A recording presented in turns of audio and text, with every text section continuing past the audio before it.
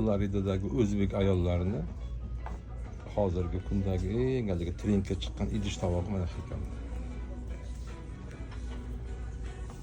Mana choynak $15 ekan. Mana pastdagi nimasi bu ham $17 masalan. İşte kassasını hiç bırakın. Ya şu kasa mana. Kasası $1. Ama bunlar şu naborda. Nechta nabor o'nak taqladim bular 6 taqladim bilmayman. Mana shu holat ekan.